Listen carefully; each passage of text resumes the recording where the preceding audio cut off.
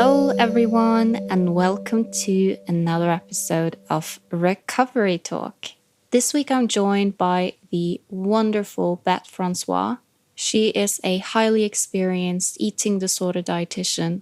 I really wish that I had had a dietitian like her when I was going through my own recovery because she just gets it. In this episode, we will talk about some of the very common challenges we see people face in eating disorder recovery, such as working with a meal plan versus going all in, dealing with extreme hunger and trusting your hunger, when to lean into fullness, intuitive eating, what that really is and what it isn't, and the importance of taking action in recovery and why it actually is about the food too. I hope you'll enjoy this conversation as much as I enjoyed having it. Let's get into it. Okay, thank you so much for joining, Beth. You maybe want to start just talking a bit about you and what you're doing and how you got into this line of work? Yes, of course. So I've been working as a specialist eating disorder dietitian since 2020. So at the moment I work full-time for my own private clinic. So I see clients on like a one-to-one basis, either online or in person in London. So my route into becoming a dietitian was a little bit complicated or long, I should say. So I kind of finished my undergraduate degree, which was in biomedical sciences. And I then did an eating disorders and clinical nutrition master's. Whilst I was on that master's, realised, and we'll probably talk about this a bit later, that I really needed to qualify as a dietitian in order to work within eating disorders. So after I finished that master's, I worked in a few different settings as a healthcare assistant and a dietetic assistant. And then I went back to university and did another master's in dietetics, which took me to kind of up to 2020. And then since then, I've worked as a specialist eating disorder dietitian. What made you decide that this was an area that you wanted to work in? Yeah, I think that for me, it's a crossover between nutrition and like psychological well-being and the role that food plays in that. So I'm far more interested in, why we make certain food choices, what influences them, than like nutritional science itself, which is obviously important. But I'm much more interested in kind of like how our mind works alongside food in terms of food choices. So it was a bit unusual that I knew that I wanted to specialise in eating disorders before I qualified as a dietitian. So normally people tend to specialise kind of afterwards once they've worked in a few different areas, whereas I went straight into eating disorders once I qualified. Yeah, exciting. Yeah, it is a fun area to work in. I mean, yes. It's challenging, right? Mm-hmm. Because there often is a lot of resistance, a lot of mixed feelings, and a lot of anxiety coming up. Definitely. And I think, to be fair, I think that that's probably part of what enticed me towards it, is that it is a very challenging space to work in, particularly as a dietitian. So, we're often representing, a client's biggest fear and talking about really difficult things. And, obviously that can come out in a whole host of different ways when you're working with somebody. But for me, working with somebody to try and not just explain what they need to be doing, but actually helping them to put that into practice is the part of the job that I enjoy most. So working with that ambivalence and, trying to come up with a solution that feels manageable for somebody and really having to think out of the box sometimes. Like, I think that that's probably what entices me most to the speciality. Absolutely. And I'm also curious to hear a bit about what you think around when should someone work with an eating disorder dietitian? Because I sometimes work with clients where they're like, well, I know everything about food. Why do I need a dietitian? And I'm kind of like, hey, I think it could still be a good idea because a dietitian can help, actually taking that knowledge into action, right? I'm a bit curious what your thoughts are. Is it an essential, or like when do you know, okay, that was my sign to contact a dietitian? Yes. I mean, I think if you are experiencing any kind of like distress or confusion around food and recognise that your eating behaviours are problematic, I think that there's space and a role for a dietitian, definitely. I do hear that a lot in terms of like, what we do in a space if like I know what I should be eating and what that should look like. And I have entire sessions with clients where we don't talk about food at all, because an eating disorder dietitian will be very well equipped to work on why something is so difficult, like what are the barriers, what's getting in the way, whether that's emotional, practical, fears around weight recovery, all of those kinds of things. And actually having a space for that is really important. And I think sometimes for lots of people, especially the initial part of working with a dietitian, there can be a sense of relief of letting go of the responsibility of having to make all of those food choices every single day without any external guidance. And even if you know what that should look like, that is a huge emotional toll for somebody at like early stages of recovery, and being able to kind of put that with somebody else to take responsibility and hold that for a period of time, I think can be really helpful at the beginning. Yeah, I think that's such a good point. What I often see is that people, they know so much about food, they know so much about recovery, they know what to do, and then they're like, why am I not doing anything if I know it, right? And that's what sometimes we're working with the professional come into the picture. Someone can help guide you a bit, someone where you can actually set more like a specific to do, right? Yes. Yeah. Because actually it's really, there can be so many different things that somebody needs to implement, or, lots of different goals to get to where they want to or where they need to be. But sometimes you just need a space to break all of that down, because knowing where to start when there's, there might be 10 goals in front of you, 10 different things at least that maybe you need to change in the way you're engaging with food. And knowing that and actually taking that first step are two very, very different things. Absolutely. Absolutely.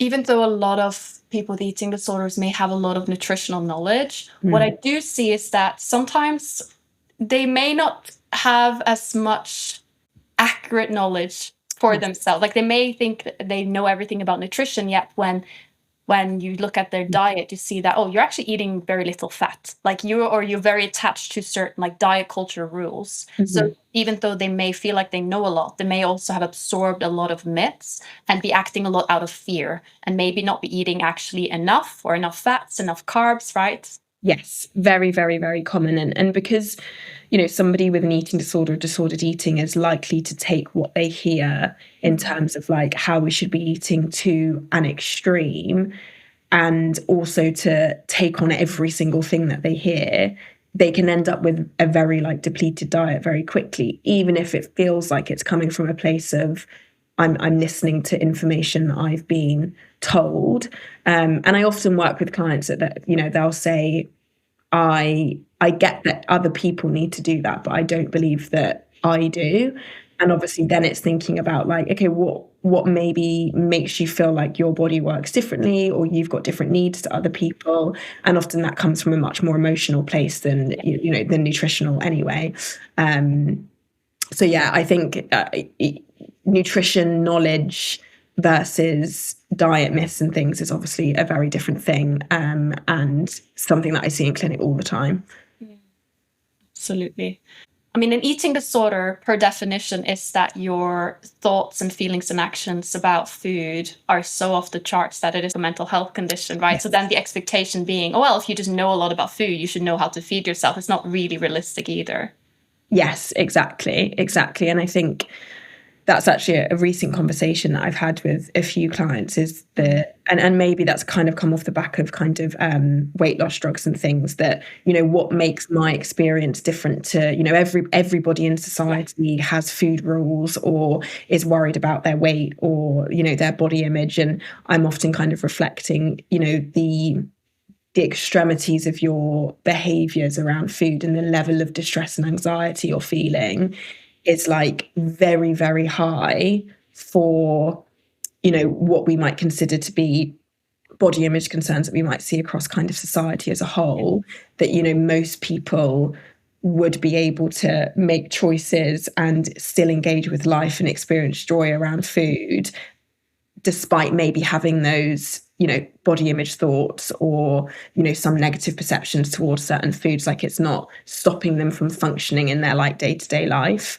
So that's an important thing, I think, for people to recognize, and what makes an eating disorder essentially. Exactly.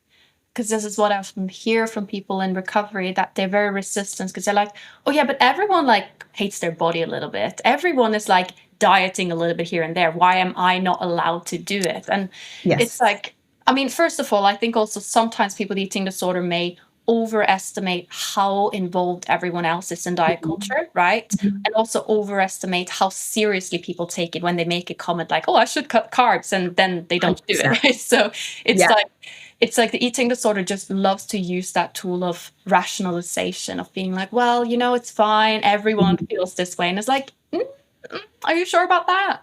Yeah, definitely. Yeah. And, unfortunately, like the society that we're in at the moment, I think that diet culture and things like it almost gets spoken about like the weather. It's just like a conversation point in terms of, oh, I'm not eating this at the moment. And actually, I often say that I'm like, how seriously is someone taking that rule? Is that something that they've just a flyaway comment that they've made about something rather than they're living their whole life dictated by these rules that they've implemented around food. And yeah, I totally agree. I think that it makes it difficult in recovery to recover within an environment like that. I think it can make it a lot harder than it needs to be. But I think that getting caught up in the comparison of why can other people do this and I can't is it's a very manipulative way of the eating disorder to push the focus elsewhere, basically. 100%. It's almost a reason to recover. Sometimes people think, oh, well, but there's so much diet culture chatter everywhere, so then I need to have my eating disorder because I won't handle that world without it. But I always tell people that when you reach full recovery, you'll be way more resilient to those comments. I remember for myself during my eating disorder, it will be like the tiniest little comment or indication that someone was like not eating a certain food or going on a diet. It would just make me so angry. And now it's just like, if people start that conversation now, of course, outside of my work, it's very different when it is more related to client work. But when people without eating disorders start that conversation, it's more like I respond in the same way that if they were talking about doing the dishes, like something really boring. It's more just like, it's like a little bit sad, kind of boring, And I think that's one of those things that I didn't realize until I was recovered, like, whoa, like it's so relieving not being so hyper vigilant all the time, not being so easily triggered. Yeah, absolutely. Absolutely. Because, people do worry, I guess, how am I going to continue to be able to cope with comments, etc. I might be changing, but the society around me might not be changing. Yeah. But you're so like that resilience does increase loads. And I've worked with clients who were really, really impacted by diet culture and what they were reading or listening to, and have now got to points where they genuinely can laugh because they can see how ridiculous, and inaccurate the information is, that it doesn't bother them more than, as you said, feeling a little bit annoying and boring, and actually being able to find some kind of humor in it because they've learned so much and they're in such a more robust place with their own choices that they're not as fragile or as impacted by them. I think that's the important point, that they're in a more like robust place with their own choices. Because when you start recovery, you're not in a confident place with your own food choices. And then with time, when you just feel more kind of like you start trusting yourself more, you trust that you're doing the right thing, then it kind of loses power over you when you hear those comments. Yeah. And trust is such a key word when it comes to, rebuilding your relationship with food in recovery and I guess going back to that point around when does someone need a dietitian, I think that having that external person when your trust within yourself and your own choices is like really wavering can be really a helpful tool in rebuilding that trust, because you could start to rebuild that trust with somebody that you're forming a therapeutic connection with. And then you can start to rebuild that with kind of your own choices and your own decisions. But that is definitely very fragile at the beginning. And that's why those comments from other people feel like such a knock, because your confidence is already in like a fairly low place in terms of making those recovery choices. Yeah, I think that's a good point. It's almost like in the beginning, if someone has zero trust in themselves and their own food choices, sometimes almost being like, well, at least I can trust my dietitian for a bit, right? Yeah. And then you build gradually the trust in yourself. And I think that's an important point, that you're supposed to eventually build the trust in yourself, but sometimes some people may be in such a vulnerable state in the beginning that they need to almost borrow the trust from their team, and that's okay. Yeah, exactly that. And I think that's where that sense of relief can come, because when you've been, I work with lots of people who have been fighting things, those kinds of thoughts for a really long time with like very little support. And that takes a huge emotional toll. It's exhausting having to try and, challenge and fight against those all the time. I think part of the work that I talk about a lot is about reducing decision making, because decision making when it comes to food in recovery is a lot. And, for the average person, deciding what they want for breakfast is one choice, it's one decision. But for somebody with an eating disorder, when you break that down, what to have, how much of it to have, how should I portion it, what yogurt should I buy, what bread should I buy, how many eggs do I have, like all of that decision is exhausting to have to do that multiple times a day. So part of working with a dietitian is reducing those number of decisions, because they've been made already in sessions, in discussion, and they've been kind of set. So that's, I think, another kind of, I guess, valuable part of working with somebody. Yeah, that's a good point, because so many times what can be exhausting in recovery is that it is a constant, like that mental tug of war. Should I not? How much? What? When? I love what you said, like taking away decisions. And I'm curious to hear, what does that practically look like? Do you typically do with clients? I understand this may vary a bit, but is it typically through like a meal plan or a structure, certain agreements that you set, goals? Yes. So I think that it depends on the individual. So I think when people hear meal plan in recovery, the assumption is that it's maybe very rigid, or maybe there's even calories in there, because some treatment settings, that is the experience that people have had when it comes to meal plans. So I tend to work from a meal plan, but what it looks like varies massively.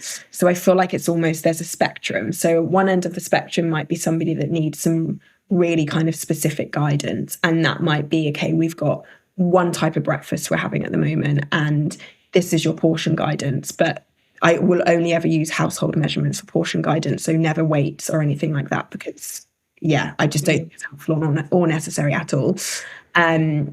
And then there might be like specific snacks, and there might even be brands. So for some people, the idea of going and buying a granola bar is so overwhelming, and the pull towards the safer, maybe less adequate options is really strong. So we'll be like, okay, let's pick 3 different types that you can go for when you go to the supermarket.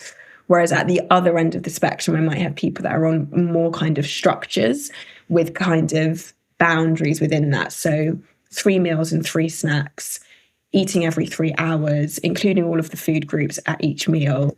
Here's a snack list of different snacks that you can choose, that kind of thing.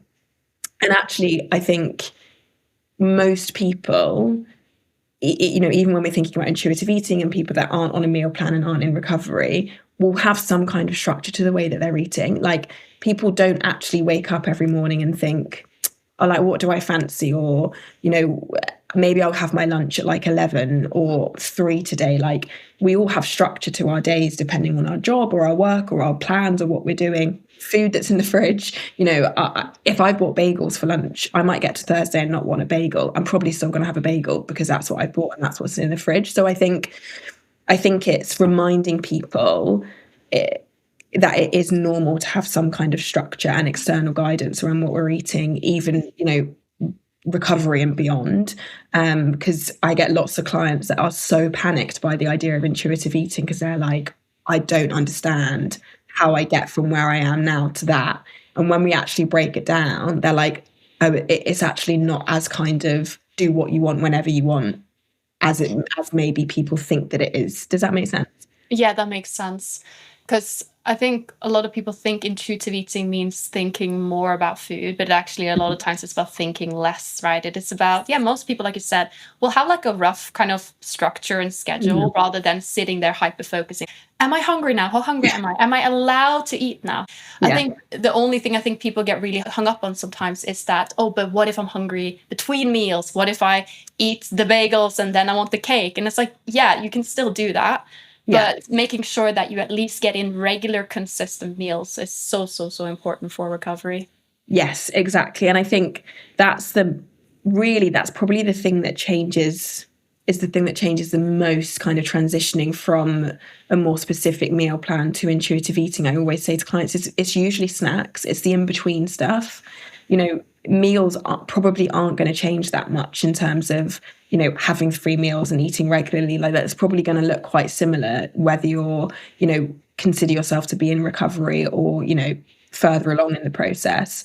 And it's part of it is being able to lean into hunger. So that's always I often get clients that kind of are very uncomfortable, understandably, with the idea of eating when they're not hungry or eating when they're maybe full, which is, really necessary at certain points of recovery.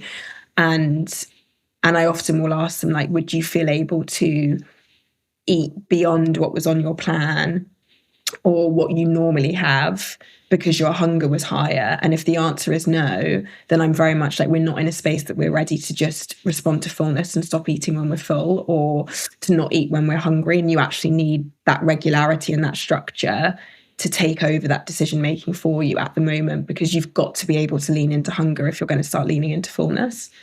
Absolutely, absolutely. Intuitive eating is not the hunger-fullness diet where it's like you're only allowed to eat when you're hungry. And then also sometimes we all have times where maybe we eat a meal and we're feeling full and we're just like, oh yeah, but there was some tasty dessert, I'm going to have that. It is a normal part of eating.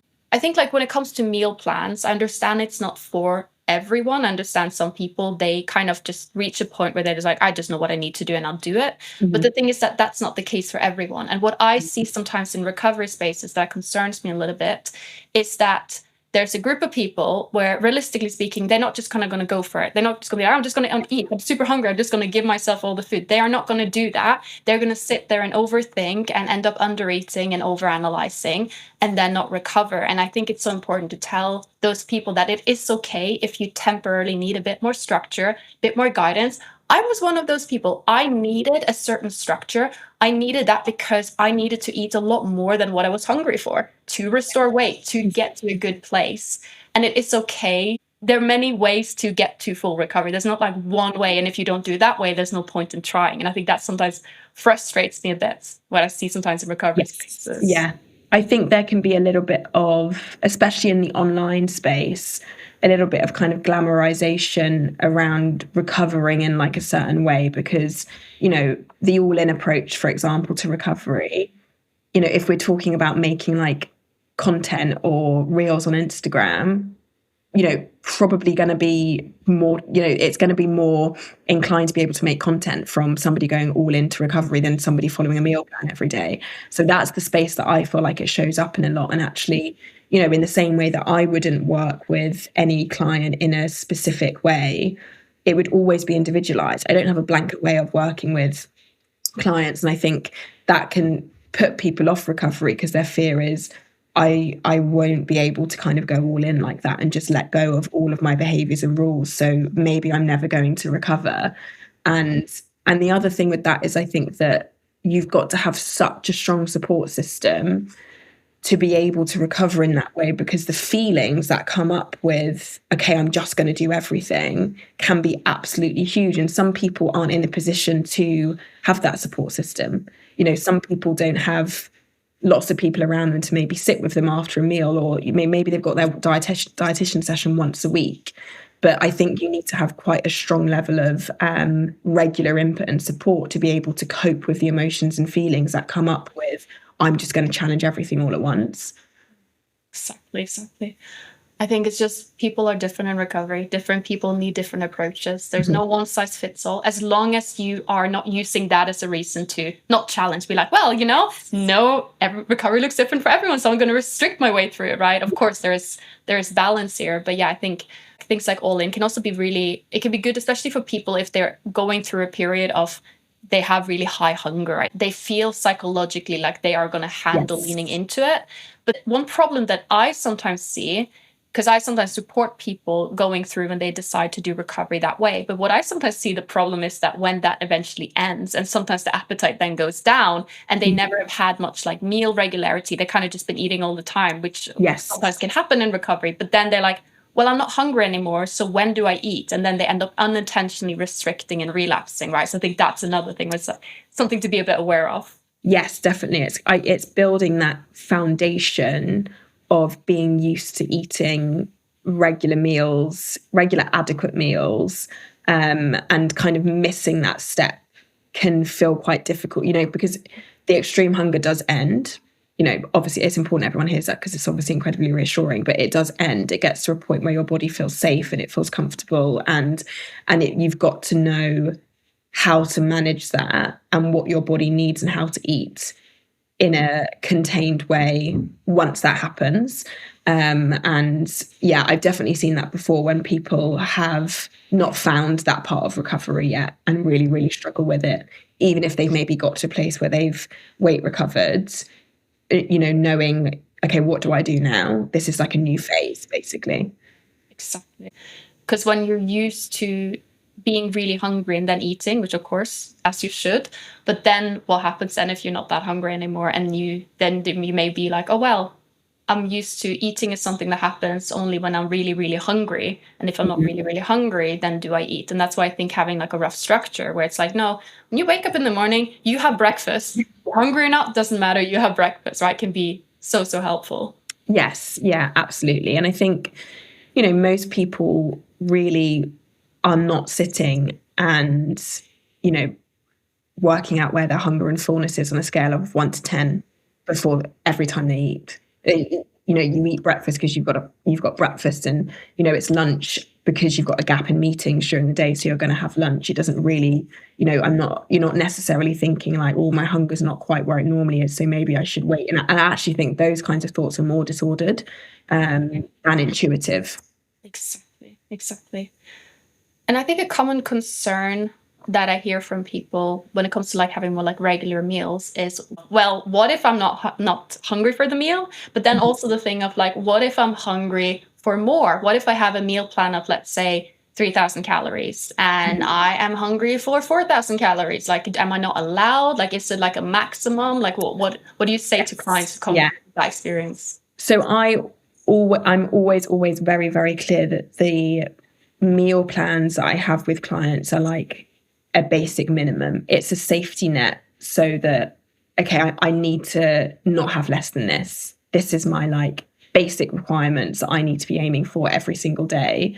And rather than, and it's really tricky because it's very easy for people to fall into a place of this is a maximum because this is what I've been given permission for. But I will often also put kind of annotations on meal plans. So if there are particular times of the day where maybe hunger's slightly higher, what I might put in is, okay, this is the plan for afternoon snack. And then underneath, I might kind of put optional such and such, depending on hunger levels, or just creating some kind of like permission around eating around the meal plan. So putting some notes on it and stuff can be a bit helpful. But I'm always very, very clear that I think calling it a safety net, I find quite helpful. It's to stop you, it's to catch the eating disorder before it kind of escalates, to stop you from going any further or any lower, to keep things stable, basically. Such an important reframe. Like, this is the minimum, this is the safety net. And if you suddenly think, well, we'd quite like a chocolate bar, or I'm feeling quite hungry, I want a second portion, like that's fine, right? Absolutely. But it's just that having a bare minimum is just so important, because sometimes if there isn't any, the eating disorder can sometimes use that to restrict, right? Yeah, definitely. And I think it's really important, I think, that dietitians do frame meal plans in that way, because I'll often say like, I'm a dietitian and I'm a healthcare professional and I'm qualified and I've been working in this field for a long time, but I do not know your body better than you do. I don't. Like, this meal plan, the meal plan is workable. So we start it from a place where I'm like, okay, this feels like it's probably going to be a good first step from where we are at the moment and what your goals are, but it has to evolve over time. So there will be a point where actually that meal plan doesn't feel like it works anymore. We've got to go back to the drawing board, what's working, what's not working. So it's always a very, very flexible thing. I'm constantly adapting and changing people's meal plans based on what they're telling me, that includes how their body is responding to it and how their body feels, because I don't know them and what their needs are better than their body does. Their body knows far more than I do. Absolutely. And I think that is also one of the reasons why it's so important to see an eating disorder dietitian, right? Yes. To see someone who knows specifically what works and doesn't for people with eating disorders. Because I've seen a few times people have seen maybe like a general dietitian, or they've seen like some kind of like nutrition advisor that's like, like not really completely qualified, and they've been given really, really counterproductive advice, and that made them lose faith in dietitians as a whole. So I have this conversation so many times with clients where I will encourage seeking out a dietitian, eating disorder dietitian, and they'll be like, yeah, but I have seen a dietitian or a nutritionist or a nutritional advisor, and they told me insert triggering thing, essentially, and I have to kind of explain, well, that's not everyone. So yeah, I'm sure you probably would agree with that. Yeah, definitely. I've definitely seen lots of that, unfortunately. And it usually ends up either being very specific guidance that feels trapping for people. You know, if I have to stick to this the exact meals they've told me to eat. And there isn't like a magic cure for recovery that involves specific foods. That's really important. Food groups, yes, we've got to include all food groups, but the idea that you have to have very specific meals and they're the only meals you can have is not in line with eating disorder recovery, because no specific food is going to heal you from your eating disorder. And there can be a lot of, I've worked with people that have been told some very triggering things around not eating certain food groups, or, cutting out certain things, avoiding ultra processed foods, whatever it might be, that is just so unhelpful for somebody with an eating disorder. So that's a really big thing, is you really want to find somebody that is an eating disorder specialist. And I think particularly in like the private field, I normally do tell people to just be wary of anybody that kind of lists lots of different specialities, because there are things that I absolutely won't. I solely just work with eating disorders because I feel like I can only build my CPD up so much in one area, if I'm honest. There's a lot of information out there, and to stay up to date and to make sure I'm always learning, I can't be doing that in eating disorders and 7 other clinical conditions. So that's something that I normally tell people just be mindful of around, like, are they listing kind of 10 different specialities, for example? That is such a good, very specific tips when it comes to finding dietitian, but also finding any kind of professional, right? I've seen something similar when people look for a eating disorder therapist, where they will essentially look online for someone where it says specializes in eating disorders. But then if there also is 10 other things, they specialize in every mental health condition under the sun, then chances are they don't really specialize in eating disorders. So looking and finding someone where it's clear like that is like the main area they work, or if they have other specialities, at least not like a bunch of different ones, right? Yes. Yeah. Because I think most people that work in eating disorders would probably agree with this, that eating disorders are very unique in that there is, for both, I guess, if you're working as a dietitian and as the therapist, because there's this physical risk crossing over with psychological. And as a dietitian, you need to be able to hold the physical and the psychological. But as a therapist, you also do need to as well, knowing when actually this person really needs a dietitian, or they need a consultant psychiatrist because they probably need things like bloods or whatever it might be. If you're working with eating disorders, you've constantly got to be holding both the physical and the psychological. And that is quite unique and different to other physical health conditions and also other psychological conditions. Yes, absolutely. And I think there's sometimes this unfortunate tendency to see eating disorders as just a mental health condition. Then the assumption is, well, then we just do talking therapy and nothing else, right? And I've seen people where they have spent sometimes years in talking therapy, and the food has never been addressed, right? They've never been addressed, the food, in years of talking therapy. And I'm like, to me, like, that's almost quite like neglectful, because an eating disorder, yes, it is a mental health condition, but it is a mental health condition with very significant physical links. Like the mental and physical are not completely separate here. Yeah, definitely. And there's only And it's really important that that gets challenged, because for the client, that can feel like a somewhat comfortable space to be in. I can talk about all of this and how difficult things are without having to necessarily face the behavior change, because I'm not really being guided and supported to make those changes. And that can feel really safe and comfortable. And that's probably why people end up in a position where they're engaging in that talking therapy for such a long time without necessarily moving forward in their recovery. And I think like therapists have to kind of challenge that. And of course, it's, up to the individual with what they do with that.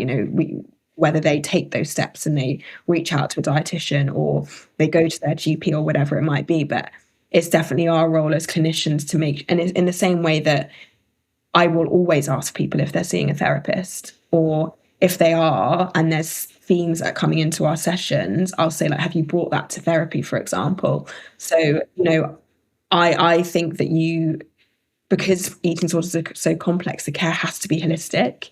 It's very, very unlikely that somebody is going to fully recover from an eating disorder seeing one clinician. Absolutely, yeah. Yeah, I see this as well, like that I typically would work on like a team. And it's so important that the team also works together, right? So that because sometimes it can be, sometimes it can get confusing if someone gets conflicting advice from different team members. So having like a team that actually communicates so helpful. Yeah, definitely. And it's even more important, obviously now working in more of a private capacity and seeing clients in a one-to-one. I always, will reach out to therapists and have calls with, somebody's psychologist, email psychiatrists and things like that, just to make sure that we're linked up and, I guess singing off the same hymn book. Like, we've got to all be working together and telling the client, we conflicting, the eating disorder is already so conflicting. You don't want conflicting information also coming from your treatment team. Yeah. Yeah. And I think that's a good point, adding to the thing of like, when do you know you need a dietitian? Because sometimes people are like, oh yeah, but I'm already seeing a therapist or a coach or a psychiatrist. But just because you're seeing one professional doesn't mean that it couldn't be a good idea to add in another. I do understand that, accessing dietitians sometimes it's something NHS is, especially like the wait list is, it's pretty insane, and it's costly, all of that. But if you have the resource, if you have the chance, prioritize it, right? And remember that there's a difference between feeling like you're working on something versus working on something. Because I think this is sometimes goes back a bit to what you said about the talking therapy, and people can get a bit quite comfortable just talking about their eating disorder rather than changing it. But you feel like you're working on this whole eating disorder thing because you're sitting there talking about it every week, but nothing is happening. So I think this is a good indicator. If you find that you're quite stuck in your recovery, especially if you find that the area where you're very stuck in is the food part, like the overwhelm with food, like what should I eat, when should I eat, how should I eat, then a dietitian, specifically an eating disorder dietitian, can be incredibly helpful. Yeah, definitely. Because I think that it can feel very comfortable talking about it. And also it creates a sense of, maybe if I talk about enough or explore the feelings and the emotions enough, that I'll feel ready, because it will feel easier. But when it comes to eating disorder behaviors, the thing that makes it feel easier is exposure. And you make the change, nothing catastrophic happens. It undermines the eating disorder belief, and then you do it again and that happens again, and it won't, I can guarantee, I've seen this so many times, it will not get easier sitting in a place of avoidance, because avoidance, the fear, as you're sitting in avoidance, the fear is just getting bigger and bigger and bigger until you actually take those steps to change it. It won't feel easier unless you start. 100%. Everything is hard before it's easy, right? And I think this is one of the ways to eating disorder trick people and keep people stuck, is this idea that, oh yeah, you're not ready now, time is not right, just wait a bit, just think about it a more, plan it a bit more, and then so much time passes and nothing changes, right? And there's no perfect moment. You're never going to feel completely ready. You have to jump into action, and that is how it actually becomes easier.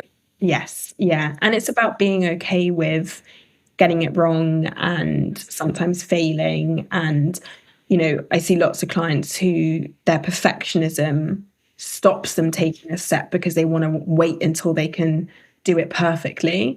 And recovery is just messy. It is. And sometimes we get it wrong and it's going back to the drawing board. And how did that happen? How can we stop it happening the next time?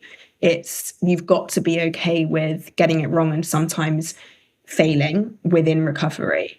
I would much, much rather see people taking those steps and sometimes it not going to plan and sometimes the eating disorder getting the best of them than just sitting in a place of, I'm going to wait until I can do it perfectly. 100%. And I always tell people, like, even if there was such a thing as like a perfect recovery where you never made mistakes and we could just press a button and that happened, I wouldn't press that button because you learn nothing. Yeah. So much of recovery is learning to kind of trust the process, just jump into it, be a bit wobbly, but still getting through it. And yeah, I see this so many times where people, they feel like if they make one quote unquote mistake in recovery, then, you know, it's just back to square one, right? But actually you can, you know, learn and grow from those mistakes. Like there's no such thing as a perfect recovery. It's going to be messy, unpredictable, scary, but that is how you learn. Definitely. And I think that that's so important for people who have gone through relapses or, you know, longer lapses within their recovery is, you know, they'll often very much feel like they've gone right back to the beginning and I'm always trying to remind people, like, you still learn all of that stuff when you went through recovery, when you got to a better place. And that doesn't all go out of the window just because things have slipped backwards. And actually, you know, often their insight into their eating behaviors and knowing why they do certain things and, you know, why in certain moments something feels really difficult, that doesn't all disappear. You still have all of the information and knowledge. And I think that's so important because that can be a really difficult place to be in for people, is when they've made progress and then lapse or relapse at different points in their recovery. And maintaining that hope, I think part of that is remembering that, you know, you did do all of that work and that hasn't just disappeared because things have got difficult again. Exactly. It's a thing of that you're not starting from scratch, you're starting from experience. Yes, exactly. Absolutely. Yeah. Wow. I mean, thank you so much for coming on. This has been such a good conversation. And yeah, where can people find you? People can find me on Instagram at the ED Dietitian. It's dietitian spelled with two T's. Lots of people spell it with a C, but it's got two T's. Yes. And on my website, which is www.theeddietitian.com. If people are looking for inquiring into support, you can do that via my website. I will also add links in the description of the episodes. Perfect. Yeah. Thank you so much for your time. Thank you so much. Thank you, Emily. Thank you so much for listening. I hope you guys enjoyed this episode. I have added Beth's Instagram and website in the episode description below, so do check that out. Her Instagram is really good. Would definitely recommend giving that a follow. Have a lovely day, guys, and keep fighting the good fight.